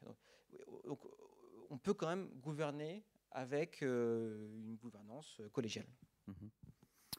On arrive tout doucement, il nous reste une dizaine de minutes. Je peux peut-être commencer par vous, puisque vous avez le micro, Laurent. C'est vous dire voilà, vos priorités à vous, justement, par rapport à cet enjeu de décarbonation qu'on traite depuis ce matin. Ça serait quoi? Enfin, c'est quoi, plus exactement? Franchement, par rapport à la route, je l'ai dit, c'est les voies bus sur autoroute, il faut que nos bus, on a eu beaucoup plus de bus, mais il faut faire beaucoup d'aménagement de voirie pour fluidifier la route, et puis la route intelligente avec ce système à la Turin, avec des feux qui fluidifie l'ensemble du trafic, et avec un super ordinateur qui, à terme, va orienter les gens, soit vers les transports en commun, soit vers la route, pour fluidifier l'ensemble. Merci. Je vais vous poser un peu la même question, peut-être sur le périmètre plus particulièrement de l'Île-de-France, puisque c'est un peu ça qui nous occupe aujourd'hui. C'est, de votre point de vue à chacun, quel est ce qui vous semble être les priorités, parce qu'on a bien compris qu'on était tous d'accord sur ces échéances 2025, 35, 50, mais la préoccupation de chacun, c'est le court terme, cette nécessité d'accélérer. Alors, qu'est-ce qu'il faut faire en priorité? Alors, pour reprendre un peu le sens de mon topo, je pense qu'il y a réellement... il y a deux choses qui me semblent importantes. Une qui a été évoquée, d'ailleurs. Effectivement, de nouveaux modes de contractualisation qui vont vers des marchés à performance. Donc, c'est ni des concessions, ni de la loi MOP, ni l'un ni l'autre, et travailler sur des marchés à performance. Et laisser effectivement le pilotage aux maîtres d'ouvrage traditionnels, aux collectivités. Tout ce que j'ai entendu sur la mobilité, je trouve que on parle de masse et enfin on commence, c'est le cas à Rouen, puisque le masse a été quasiment attribué là, très, très récemment. Je dirais qu'une seule chose, c'est que le masse piloté par des sociétés de transport, pour moi, c'est un peu une hérésie. Le masse, c'est la société d'infrastructure qui est la plus légitime à être transverse à tous les transports. Donc il faut que la collectivité, et ça existe, donc il faut que la collectivité, je pensais ça en tête, il y a des sociétés d'infrastructure qui portent des solutions de masse, le premier test étant à Saclay. Donc ça existe, et une société a été compétiteur d'ailleurs sur Rouen et a fini dans le duo final de Rouen, donc je pense que c'est un exemple, il faut y réfléchir. Et pour finir, je pense qu'effectivement, un des enjeux vraiment techno et d'usage, c'est l'affectation et le partage de la voirie. Il y a là aussi des technologies qui existent, notamment un test sur le boulevard circulaire à la Défense, pour pouvoir sécuriser et partager l'espace. Là, on en a parlé, mais on avance très très vite avec l'aide de Marc Papinutti sur comment on met en œuvre toutes les règles pour avoir des certifications en matière de sécurité sur ces solutions, et ça avance très très vite, et en partenariat avec l'État. Merci Julien. Vous voyez qu'en Île-de-France, aller à 3 ans... Peut-être deux mots sur le MAS. Moi, pour le coup, je pense que le MAS, il doit être porté par des purs players du logiciel. Mais je vais juste être factuel pour prendre les chiffres tels qu'ils existent. J'ai fait une conférence à la Tech ITS pas plus tard qu'il y a 2 semaines. En regardant les audiences des applis MAS, ou en tout cas des agrégateurs multimodaux aujourd'hui, sur le périmètre France dans les 3 derniers mois. Si vous prenez l'ensemble des applications, je pourrais vous passer mon graphe, vous en voyez une seule sur le graphe, les autres ne se voient pas. Il y a Google Maps, 8,5 millions. d'utilisateurs actifs. Donc après, on enlève Google pour voir les autres sur mon graphe. C'est le deuxième slide. SNCF, 500 000. Après, vous avez Citymapper, Uber, etc. La première AOM qui arrive, c'est IDFM, 140 000. Et puis alors après, vous êtes à 0, quelque chose sur toutes les applis masse dont on parle depuis plusieurs années. Il y a... Clairement, fondamentalement, il y a une question d'audience. Je suis président par ailleurs de l'Alliance des mobilités, qui donc est la fédération professionnelle des acteurs de l'autopartage, covoiturage, scooter, trottinette électrique, etc. Je peux vous dire que ceux qui ont des business models privés, donc moins en lien avec les AO que le covoiturage, pour eux, le MaaS, c'est je m'intègre dans Google, je m'intègre dans les autres, mais les AO... si elles n'ont pas une interface standardisée où en une fois je me plug à 50 AO, malheureusement il n'y aura pas de masse publique. Bon, désolé, je vous ai fait en 2 secondes ma conférence à tech. Pour l'Île-de-France, bon, vous l'avez compris, nous l'enjeu c'est la communication sur l'Île-de-France et derrière aussi être capable technologiquement de faire les volumes qui sont attendus. Hein, et donc en Ile-de-France, il y a déjà un budget, une convention, etc. Sur les autres AO, en fait, on a à chaque fois un double enjeu, c'est projeter les élus sur des budgets importants et derrière réaliser les trajets qui correspondent à ces budgets pour continuer à monter en fait en part modale. Donc puisque comme c'est aux variables, hein, voilà, il y a les ambitions des élus et puis derrière, il faut les satisfaire pour pouvoir continuer. Vous, demain, vous êtes, si ça continue à bien marcher, vous êtes prêt aussi à jouer le jeu de la connexion avec peut-être d'autres applis qui me permettraient de... Voilà, oui, bien sûr, oui. C'est ce qu'on fait. En Ile-de-France, Klaxit est intégré dans l'application Ile-de-France Mobilité, pour le coup, qui a une audience intéressante. Voilà. Okay. Et évidemment, nous, notre concurrent, c'est la voiture individuelle. Et c'est le réflexe de la voiture individuelle. Donc, à partir du moment où les gens se posent la question de comment faire leur trajet, en fait, les gens, ils sont intelligents. Et donc, s'ils ont une solution meilleure que leur voiture tout seul, et il y en a pas mal quand elles sont là, eh bien, ils vont la prendre. Simplement, il faut qu'elle soit connue. Voilà. Mais donc, on a comme vocation de s'intégrer avec tous les agrégateurs qui existent. Merci.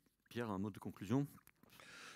C'est impossible de conclure. Moi, ce que je crois simplement, c'est que c'est important d'aborder nos sujets dans une logique intermodale, d'avoir conscience que nous butons en permanence sur les frontières des AOT et donc il faut avoir une approche collective. Il faut qu'on ait régulièrement le réflexe de se mettre collectivement autour de la table. Et je pense qu'on doit avoir en tête une urgence qui est celle du calendrier climatique. Et je pense que si on est intermodaux, qu'on se parle et qu'on joue collectif avec le sentiment de l'urgence, et qu'on dépassionne et qu'on désidéologise les débats sur les transports, on gagnera énormément de temps. Monsieur le directeur général des infrastructures de transport et de la mer. Jusqu'à bientôt, ce sera la mobilité qui remplacera la mer. Dans le titre. 3-4 points. Moi, je partage d'abord la richesse. Merci à tous ceux qui ont permis ce débat.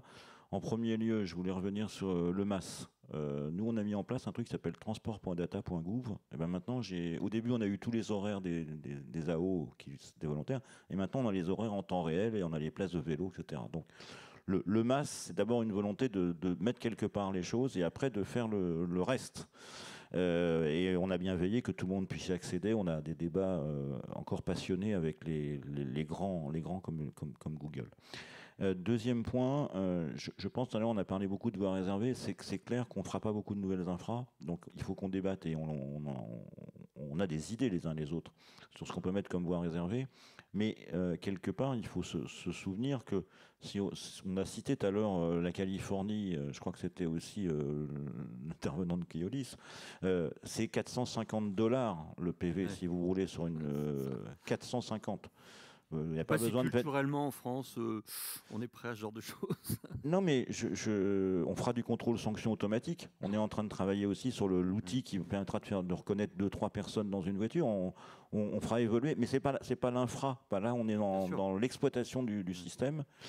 Et le troisième point, on réfléchit plus sur un déplacement. Enfin, le concurrent de la voiture, c'est un déplacement un peu plus multiple. Alors ça va de stationner son vélo à la gare et le retrouver le soir si on veut prendre les transports en commun, ça va, et on voit vite que là, les comportements peuvent changer très très vite si on garantit que l'ensemble du déplacement, voire même le covoitureur ne fume pas, permettent de bien faire les choses. Et dernier point, moi je suis très enthousiaste parce que les citoyens et le terrain, les bassins de vie nous le demandent de plus en plus, et on est plus à devoir gérer, j'allais dire au niveau national, à informer, à donner des outils, et c'est aux gens qui vont s'emparer des outils. Tout niveau de collectivité, hein, je précise vraiment, moi je pense que c'est de là aussi que réapparaîtront les choses. Et évidemment, derrière, ou le citoyen, ou l'usager, ou le client, enfin tous les termes qu'on peut vouloir, eux, ils sont devenus et ils deviennent très intelligents sur la mobilité parce qu'ils voient tous les enjeux dont on a dit globaux et ils voient comment les appliquer eux-mêmes dans un bon équilibre. Merci. Merci à vous tous. Bravo, encore une fois. Vous allez pouvoir reprendre vos places pour céder le plateau à notre force invitante, François Durovray, le président du département de l'Essonne. Je vais laisser conclure. Pas simple, hein, vu la richesse des choses qui ont été dites depuis 9 heures, mais je vous laisse relever le défi. Oui, comme vous l'avez dit, pas simple. Et il y a une grande enseigne de distribution qui parle souvent de l'effet waouh. Moi, ce matin, j'ai vraiment eu l'effet waouh. En décidant de l'organisation de cette conférence, je me disais évidemment qu'on allait réunir autour d'une même table des personnes très intéressantes, des personnes que je connais pour la plupart, que je respecte, qui sont devenues pour certains des amis. Moi, j'ai été nourri tout au long de la matinée, et à mesure que je vous écoutais les uns les autres, et les personnes, et je crois qu'il y a un peu plus de 200 personnes qui nous écoutent voilà, sur Internet, n'ont pas pu réagir ou n'ont pas pu applaudir. Mais à chaque fois que j'entendais l'un ou l'autre intervenir, je me disais que à la fois c'était d'un très bon niveau, que ça répondait aux préoccupations qui sont les nôtres. Et de temps en temps, je cochais en disant bah, ça c'est dit, qu'est-ce que je vais dire pendant ma conclusion et pendant la pause, du coup, j'ai repris des petites notes en me disant qu'il fallait peut-être que je parle différemment et que je prenne un certain nombre de risques dans ma prise de parole par rapport à ce que j'avais prévu initialement. Après avoir remercié peut-être Thierry de la qualité de son animation aussi, parce que c'est vrai que c'est pas forcément évident de le faire avec des personnes qui maîtrisent autant le sujet. Je crois qu'on peut l'applaudir d'ailleurs, Thierry. Merci, c'est gentil. Merci à vous. Mais j'ai pris parce que vous avez tenu le timing. D'ailleurs, en regardant le plateau et en regardant Thierry, je me disais que tous les intervenants étaient parfaits, mais qu'au niveau de la parité, on avait encore quelques efforts à faire dans le domaine de la mobilité. C'est vous qui le dites. Et que vous pourriez, dans le domaine de la mobilité, prendre un peu exemple sur la politique, où maintenant nous sommes paritaires. Mais donc, blague à part, c'est vrai que c'était un défi pour nous de lancer cette conférence. C'était un défi au-delà d'ailleurs de la situation sanitaire. D'abord parce que la route, elle n'a pas bonne presse, même si vous avez été nombreux à dire que l'opinion changeait sur le sujet. Et ce n'est pas évident non plus parce que nous sommes un département, et un département, bah, il est challengé par rapport à ces thématiques, notamment, et j'y reviendrai, dans une région et dans un pays où il y a des compétences qui sont partagées, qui sont complexes, et où on interroge des fois, encore une fois, la place des départements. Pour autant, on a pris la décision d'organiser cette conférence parce que nous avons une légitimité territoriale. Nous représentons un grand département français, 1 300 000 habitants, avec des dynamiques. Un département qui est pleinement engagé au sein de la métropole francilienne, qui est la plus grande métropole d'Europe, avec des enjeux et des dynamiques qui sont extrêmement forts, extrêmement rapides. Et peut-être que la première remarque que je voudrais faire, c'est que nous avons cette difficulté aujourd'hui de désynchronisation du temps entre le temps politique, le temps technique, les usages. Et je crois que c'est Pierre Copier qui disait tout à l'heure que les mentalités évoluaient moins vite que les ZFE. Je ne me trompe pas. Mais les mentalités, elles évoluent plus vite que notre capacité à créer des infrastructures ou à faire évoluer nos infrastructures. Et cette désynchronisation, pour moi, est un vrai sujet. J'y reviendrai peut-être dans un instant parce qu'il faut qu'on résolve. C'est enfin, pour moi au cœur d'un enjeu démocratique extrêmement fort. Mais avant, je voulais vous dire, j'irai très rapidement, parce que ça a été dit et parfaitement dit par chacun d'entre vous. Je pense que lorsqu'on parle de mobilité, on est vraiment au cœur des enjeux du XXIe siècle.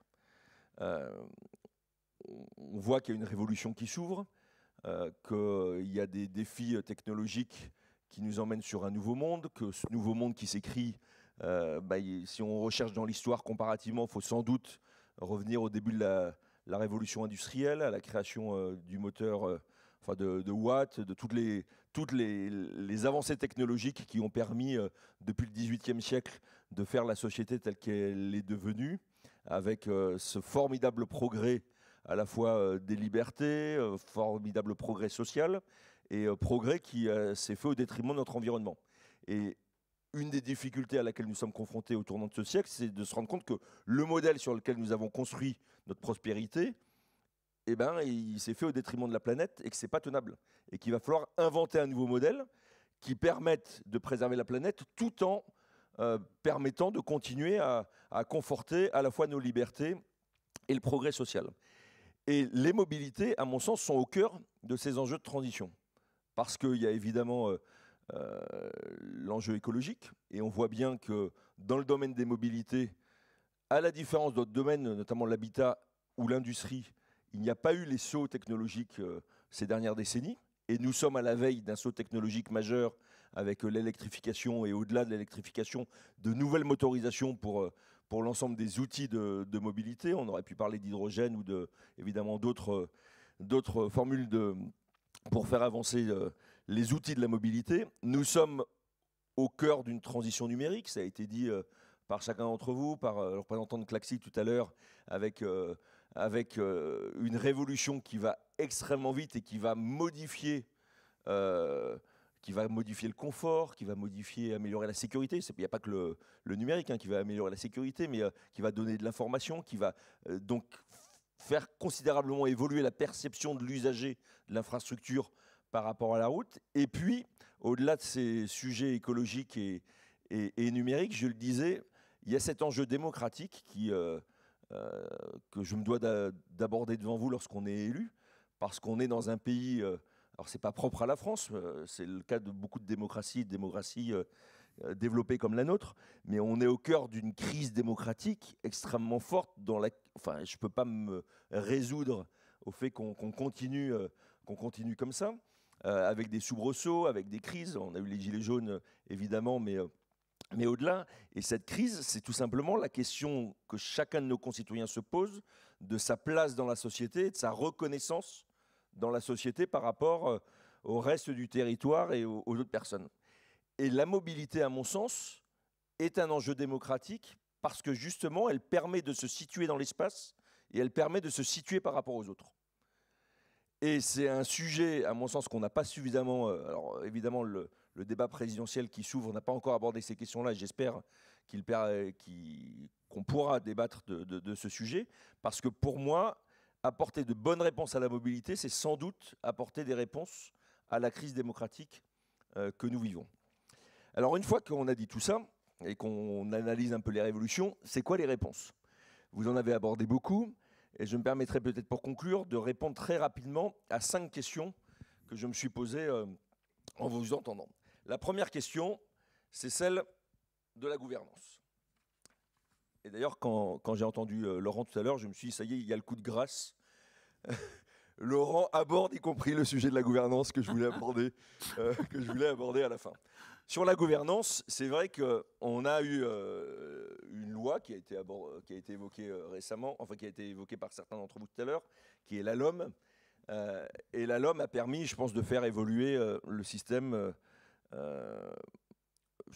d'améliorer la situation sur beaucoup de sujets, j'y reviendrai pas. Ce sont des questions que je regarde en tant que président de la commission mobilité des départements ou au titre d'autres casquettes et d'autres responsabilités. Il y a un impensé dans la LOM quand même qui est celui de l'Île-de-France. On n'a pas traité la question de l'Île-de-France, et ce n'est pas forcément la faute du législateur, c'est évidemment aussi la question des élus de ce grand territoire. Mais on est devant quelque chose et une problématique qu'il va falloir traiter dans les années qui viennent. Et pour traiter cette problématique, il faut, à mon sens, d'ailleurs, avant même de se poser la question des outils et de la gouvernance, il faut, lorsqu'on parle de mobilité, essayer de se placer sur des échéances qui dépassent les différentes élections et les échéances électorales que nous avons. Quand on parle aujourd'hui, c'est un peu les marronniers malheureusement d'ailleurs, parce qu'ils commencent à être anciens, lorsqu'on parle aujourd'hui du succès du nucléaire en France ou du succès des TGV, ce sont des programmes qui se sont déclinés pendant des années, des décennies, qui ont survécu aux alternances politiques, et qui ont survécu aux alternances politiques tout simplement parce qu'il y avait sans doute eu un débat initial et qu'il y avait eu un accord entre les parties prenantes et qui avait dit voilà, on lance ces projets qui font la France telle qu'elle est aujourd'hui. Et il faudra sans doute sur les mobilités qu'on se repose cette question également et qu'on se dise qu'est-ce qu'on veut à 20 ou 30 ans. J'y reviendrai peut-être à la fin en saluant, je le referai, Philippe Duron qui a été mon président du COI pendant quelques mois, quelques années d'ailleurs même, quelques années. Mais il faut qu'on dispose d'outils nous permettant de planifier et qu'on ne revienne pas, qu'il n'y ait pas des allers-retours, comme on le voit de temps en temps, au travers de prises de position sur la grande vitesse, les mobilités du quotidien, la route. Ce n'est pas possible, on ne peut pas gouverner avec ces allers-retours très réguliers. Je reviens juste sur la gouvernance en disant qu'en Ile-de-France, il faut à l'évidence qu'on l'améliore. Je voyais Laurent qui levait les yeux de temps en temps et qui me regardait en disant est-ce que je ne vais pas me faire taper sur les doigts, entre guillemets, en disant des choses qui déplairaient à François Durovray? Non, d'abord, je vous rassurer, ça ne me déplaît pas. Autant, je considère qu'en dehors de l'Île-de-France, il y a une organisation qui est différente, et notamment s'agissant de la route, je pense que c'est une erreur d'ouvrir la boîte à Pandore d'un transfert aux régions. La loi 3DS va être adoptée la semaine prochaine. Je pense que sur les mobilités comme sur d'autres sujets, nous avons besoin de lisibilité et de clarifier les compétences entre les différents acteurs. Les départements me semblent parfaitement suffisamment capés pour reprendre en charge un certain nombre de routes nationales dont l'État souhaiterait transférer. Et simplement, il y a les conditions financières à discuter. Et Marc Papinutti on ne voudra pas si je lui dis que les conditions financières ne sont pas jugées suffisamment généreuses aujourd'hui par les départements, ce qui a amené sans doute l'État à un moment, parce que l'État souhaite, vous me contredirez après la conférence si vous n'êtes pas d'accord avec moi, mais souhaite se délester d'une maîtrise d'ouvrage qu'il a du mal à assumer parfois. Pour des raisons financières, et donc s'est dit si les départements ne prennent pas, on va donner potentiellement la main aux régions, sauf qu'au final, on va avoir un opérateur en plus, parce qu'il y aura toujours des directions interdépartementales des routes, on va générer de la complexité, on va générer des coûts qui, à mon avis, ne sont pas positifs pour les usagers. En Ile-de-France, nous sommes, à mon sens, dans une situation un peu différente, parce que tout est extrêmement intégré, et évidemment, les décisions que je peux prendre sur le réseau routier départemental en Essonne ont une incidence sur l'ensemble du système et sur, évidemment, les décisions qui peuvent être prises par la région, par IDFM et par tous les autres acteurs. IDFM est sans doute une très bonne base aujourd'hui de dialogue entre les collectivités pour les raisons qui ont été abordées par Laurent Rops. J'appelle de mes voeux une évolution de la gouvernance d'IDFM pour que IDFM ne soit plus simplement un opérateur de la mobilité collective, mais que IDFM devienne une vraie agence des mobilités, comme il en existe dans d'autres pays, et qu'à partir du moment où on souhaite que IDFM devienne une agence des mobilités, qu'elle ne soit pas plus seulement, alors ce n'est pas le cas, ça a été rappelé par Laurent, l'outil de la région, parce que la région a 51% des sièges, même si, compte tenu de la pluralité politique, la majorité régionale n'a pas la majorité, mais que ce soit une agence au sein de laquelle il y ait la coopération historique entre la région et les départements qui soit renforcée, mais qu'on mette éventuellement, enfin qu'on ne mette pas uniquement éventuellement, d'ailleurs des acteurs qui ne sont pas aujourd'hui autour de la table. L'État n'est pas autour de la table depuis la décentralisation d'IDFM en 2005 ou 2006. Et je pense que l'État territorial comme l'État central, compte tenu de l'importance des sujets que nous avons à traiter en Ile-de-France, devrait être présent autour de la table, qu'il y a la place aussi du bloc communal qui doit être interrogé. En tout cas, on doit se reposer la question de la gouvernance d'IDFM et j'espère que le prochain quinquennat permettra d'avancer sur ces sujets. Et je suis convaincu qu'on sera capable de faire notre affaire ensuite de la répartition des rôles entre les différents niveaux de collectivité. Et ça a été redit d'ailleurs par Laurent tout à l'heure, les départements ont une compétence routière qui est reconnue et que nous avons vocation à exercer pleinement, y compris dans une région comme l'Île-de-France, mais sans doute, compte tenu de la masse du trafic, sans doute, dans le cadre d'une collaboration et d'un dialogue avec IDFM, qui serait donc l'instance à la fois de dialogue, mais aussi de décision, parce qu'il faut qu'il y ait des décisions qui soient prises et des décisions le plus rapidement possible. Une fois qu'on a parlé de la gouvernance, il y a la question du financement. Vous avez, excusez-moi, été un peu court sur le sujet, c'est peut-être le seul sur lequel vous avez été court. Vous avez abordé tous les sujets, sauf celui du financement. Voulez-vous le laisser, François? Oui. Alors, il y a un chiffre qui a été donné sur les autoroutes, avec 1% du réseau et 30% du trafic. Alors, ça m'a d'ailleurs étonné du nombre de kilomètres parcourus. Je crois que c'était un peu inférieur. Et 25% des gaz à effet de serre. Ce que vous n'avez pas dit, c'est que les autoroutes, c'est aujourd'hui 99% des recettes du réseau routier français. 99%. Quand je dis ça, je ne dis pas qu'il y a trop pour les concessionnaires d'autoroutes. Je ne me pose pas la question. Je dis simplement que le reste du réseau est gratuit. Le reste du réseau, aujourd'hui, est gratuit en France. Alors, on peut considérer qu'on paye ce réseau au travers des taxes, TICPE, TVA, qui sont affectées aux automobilistes.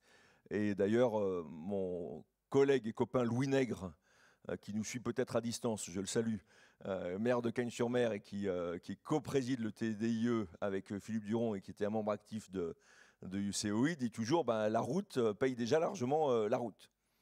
Sauf qu'on est quand même face à quelques défis, et si on a envie de réaliser les promesses qui sont abordées par les uns les autres ce matin, il va falloir qu'on trouve 3 francs 6 sous, et sans doute un peu plus que 3 francs 6 sous. D'ailleurs, j'aurais tendance à penser vous dire que l'enjeu financier, si on le compare aux enjeux politiques, démocratiques et de vie quotidienne de nos concitoyens, n'est pas énorme.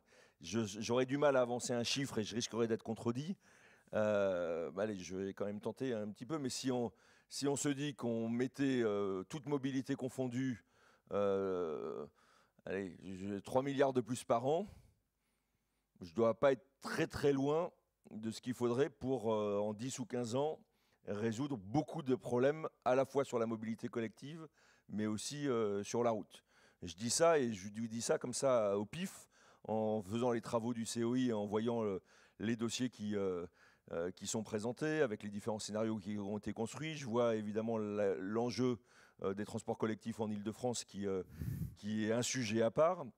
Je vois d'ailleurs la place de l'Île-de-France par rapport au reste du pays, où ce sujet francilien, il va falloir quand même qu'on l'aborde, parce qu'on a 20% de la population et sans doute 50% des besoins en termes de mobilité, et politiquement, ce n'est pas facile à porter. Et donc il faut qu'il y ait des élus qui soient capables de dire qu'en Île-de-France, on a des besoins supplémentaires et qui doivent être financés, et sans doute financés par les habitants d'Île-de-France plus que par d'autres, mais il va falloir qu'on traite de ces questions-là, et donc on a besoin sans doute de 3 milliards en plus. Ces 3 milliards, ça ne me semble pas insurmontable. D'abord parce que, je le disais tout à l'heure, la route aujourd'hui elle est gratuite, c'est le seul réseau qui est gratuit dans notre pays. Lorsqu'on prend un abonnement téléphonique aujourd'hui, on paye un réseau, on paye un usage, mais on paye un réseau. C'est même fixé, c'est 9,90 € si ma mémoire est bonne. France Télécom qui facture aux différents opérateurs. Lorsqu'on est usager, et je pense que vous l'êtes tous dans cette salle, usager du service public de l'eau, vous payez l'eau et vous payez, au-delà du mètre cube d'eau, vous payez le réseau nécessaire à l'eau. Ça ne me semble pas totalement inconvenant de se dire que la route, qui est un réseau aussi, a besoin de financement propre. Ils existent aujourd'hui sur le réseau autoroutier concédé, ils n'existent pas hors réseau routier concédé. J'espère que les discussions qui sont au niveau européen, notamment sur l'Eurovignette, aboutiront et qu'on pourra trouver des systèmes, et notamment des systèmes qui permettront de faire contribuer ceux qui usent, dans tous les sens du terme, la route, un peu plus qu'aujourd'hui. Et je pense notamment aux poids lourds, qui évidemment usent au sens propre la route. Un camion, c'est 10 000, 100 000, je ne sais jamais, voiture 100 000, combien 10 000. Je suis allé dans les services du département, il y a un technicien qui m'a dit 1 million. Je lui ai dit non, c'est quand même pas 1 million, mais vous voyez, c'est quand même multiple de 10 à chaque fois.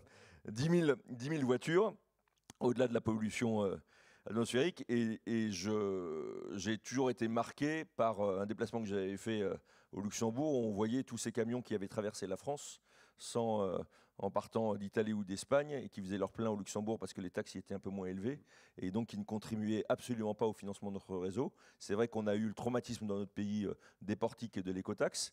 Le sujet est sans doute extrêmement complexe à réaborder, mais il me semble indispensable de parler à nouveau de la question du financement par l'usager du réseau routier. J'ai parlé de l'Eurovignette. Il y a aussi la question de la part de l'usager dans les transports collectifs. Il y a le débat récurrent et, à mon sens, extrêmement grave sur la gratuité des transports. Il faut avoir le courage, lorsqu'on est élu, de dire que le transport a un coût et que l'usager doit participer au financement des transports publics. D'ailleurs, on pourra peut-être, je suis désolé, je risque d'être un peu long, vous m'arrêtez si je... On est encore dans le timing. Lorsqu'on parle, parce qu'il faut aussi que l'usager s'y retrouve, lorsqu'on est dans une logique de multimodalité, et la nécessité d'avoir des modes alternatifs où on commence à marcher à pied, le vélo, le covoiturage, le taxi, etc., il va falloir à un moment ou à un autre qu'on agrège l'offre et qu'on réussisse. Alors ça commence à se faire dans certaines régions. Je pense qu'on est plutôt en retard d'ailleurs en Ile-de-France compte tenu de la complexité du système.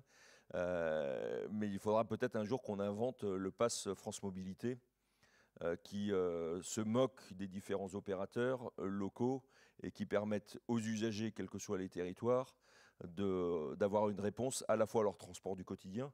Et je pense notamment à tous ceux qui sont dans le grand bassin parisien et qui viennent tous les jours travailler à Paris, qui ont des cartes d'abonnement différentes, mais je pense aussi aux voyageurs irréguliers qui un jour veulent faire Creil-Digne-les-Bains et qui voudront terminer à Digne-les-Bains en vélo ou avec l'Axi, je ne sais pas qui d'ailleurs, enfin peu importe, mais vous voyez ce type de déplacement. J'ai parlé de gouvernance, j'ai parlé de financement, rassurez-vous, je serai beaucoup plus rapide sur les trois autres enjeux, parce que vous l'avez... les deux autres enjeux, pardon, parce que vous l'avez dit déjà et très bien dit. On a l'enjeu de l'entretien en Ile-de-France, de la route. Pour moi, c'est le premier enjeu quand on se pose la question de pourquoi faire. Je pense que tout le monde est d'accord pour dire qu'aujourd'hui, on a un réseau routier en Ile-de-France qui n'a pas le même niveau d'entretien et le même niveau de qualité que les réseaux routiers hors Ile-de-France. Donc il va falloir que, et pour moi, c'est la priorité en Ile-de-France. Le deuxième enjeu, ça a été dit très clairement par les uns les autres, et pour moi, je conclurai dessus, c'est la question des voies express et de la capacité d'arrimer la Grande Couronne sur un réseau plus dense dans un contexte financier contraint. Parce je pourrais, en tant que président de département, comme d'autres présidents de département, réclamer le métro, le tramway, etc., comme il y a dans la zone de Paris, de la Petite Couronne. Et d'ailleurs, on est dans un pays où j'obtiendrai peut-être des choses. Parce qu'au final, lorsque les élus gueulent, ils finissent toujours par obtenir quelque chose. Je ne trouve pas ça raisonnable. Je pense que lorsqu'on est sur un territoire de grande couronne comme l'Essonne, il faut essayer de regarder. Et encore une fois, on a une infrastructure qui existe, la route. Et je pense que cette route, elle peut évoluer avec la question des voies express. Et puis on a l'enjeu, mais je ne ferai que le citer parce qu'il a été présenté, très bien présenté, évidemment des nouveaux usages qu'on peut faire sur la route. On a parlé de covoiturage grâce à vous. On n'a pas beaucoup parlé de vélo. Mais le vélo, moi je vois une révolution quand même qui apparaît. On n'est pas un département de montagne, même s'il y a un sommet à 150 mètres. Mais c'est vrai que les vallées qui font le charme de ce département étaient un obstacle auparavant à la pratique du vélo. Ce n'est plus le cas depuis que le vélo est électrifié. On sent bien qu'il y a un emport de distance qui est beaucoup plus large et qu'on a une demande très forte. Et on doit être capable de répondre à ces demandes. Donc les trois enjeux pour moi, entretien, voie express et nouvelle mobilité. Je terminerai en disant quand. Je crois que vous avez tous, en posant la question du quand, vous avez tous insisté sur l'urgence à décider et surtout sur l'urgence à faire. Si on a organisé cette conférence aujourd'hui, c'est parce qu'on estimait que c'était le bon moment. C'est le bon moment, pourquoi ? D'abord parce qu'il y a une revue de projet qui est faite aujourd'hui par le COI, dont j'ai l'honneur d'être membre, qui va remettre dans les prochains jours, prochaines semaines, un rapport au gouvernement et rebalayer l'ensemble des enjeux de mobilité sur l'ensemble du territoire national. Je ne sais pas si ce rapport fait autorité, mais je crois qu'il est quand même, il est quand même apprécié de l'ensemble des directions et au-delà des directions de l'État central par tous les acteurs et notamment les représentants de la souveraineté nationale, et que ce document doit, à mon sens, intégrer, et j'essaierai en tant que membre du COI de intégrer cette problématique de l'évolution de la route et ne pas le voir uniquement sous l'angle de la maintenance et de son extension, mais de le voir également sur l'évolution des usages. Le deuxième enjeu calendaire, c'est la négociation Alors, quelqu'un critiquait tout à l'heure l'aspect contractuel de nos démarches, mais c'est comme ça aussi qu'on fonctionne dans notre pays. On a l'enjeu du CPER. Le CPER mobilité, j'espère qu'on va quand même réussir à en discuter et à le signer à la fin de cette année 2022 pour qu'il débute en 2023. Le CPER, pour moi, c'était un espoir. Aujourd'hui, j'allais dire, c'est presque un risque. C'est presque un risque parce que je vois, compte tenu des grands dossiers qui ont été financés sur le précédent CPER, qu'il reste encore beaucoup de choses à financer sur le prochain CPER. Je vois les lignes qui s'alignent, si vous me permettez l'expression, et donc des difficultés à intégrer des nouveaux projets comme ceux de Voie Express, alors même que ça me semble indispensable si on veut répondre aux besoins et au-delà du besoin, à l'attente démocratique exprimée par nos concitoyens et que vous avez parfaitement rappelé les uns les autres. Et puis, au-delà de l'enjeu COI, CUI, CPER, j'ouvre un petit peu la focale et je me dis qu'on a un débat, d'ailleurs je regrette que ce soit le seul débat qui, s'agissant de la mobilité, intervienne dans le cadre du débat présidentiel. Et il y a eu le débat de la concession autoroutière, à savoir s'il fallait nationaliser, s'il fallait... voilà. Il y a un certain nombre de débats, comme on sait le faire dans notre pays. On a des concessions autoroutières.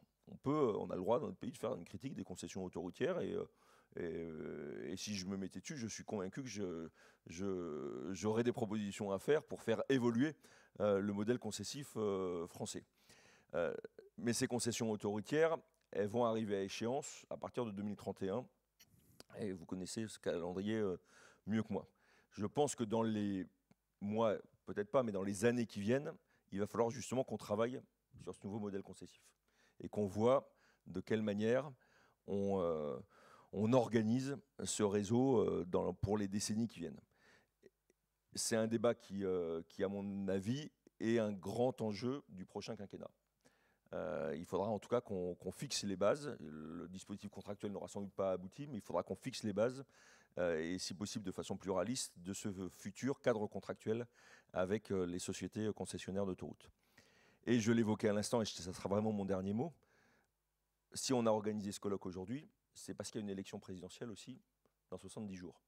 Et que dans notre pays, c'est devenu l'élection reine, peut-être de façon excessive, mais qu'il nous semblait important qu'un territoire comme l'Essonne, compte tenu des enjeux qui sont les siens, porte un certain nombre de messages.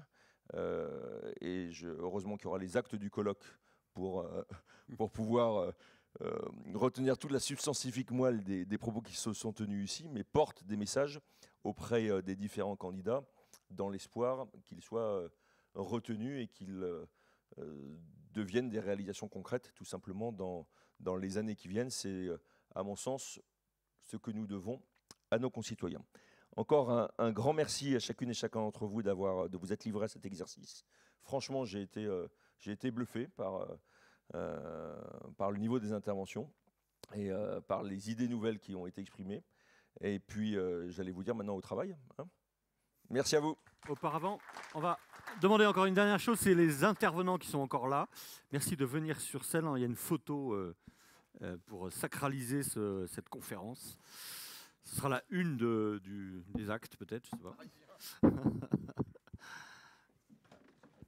Donc voilà, et je vais laisser, je crois que c'est Véronique, c'est ça, la photographe, le temps d'organiser tout ça. Allez-y, je vous en prie. D'accord. D'accord.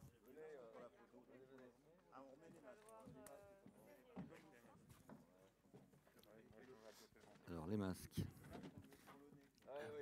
Allez-y, je vous en prie. Allez-y, allez-y.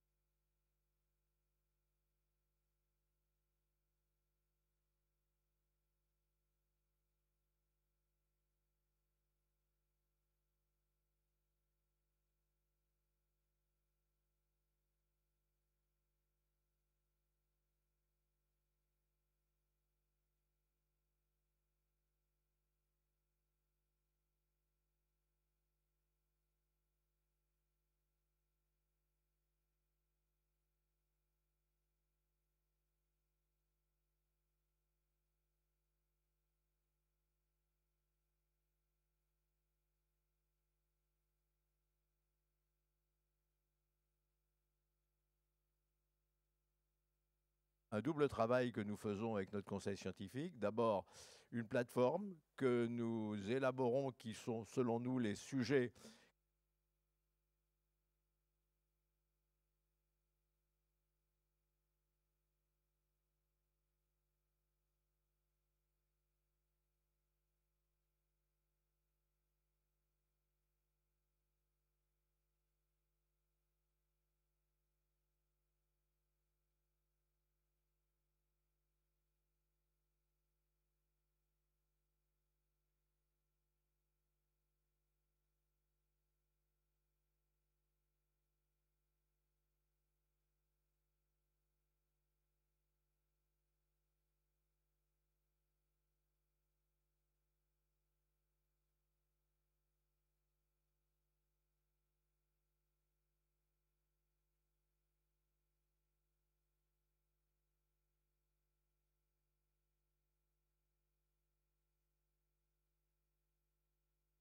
attendu que Le Monde en a fait une manchette, ce qui pour nous était très flatteur. Voilà, 17 mars, 14 h, Espace Gabriel.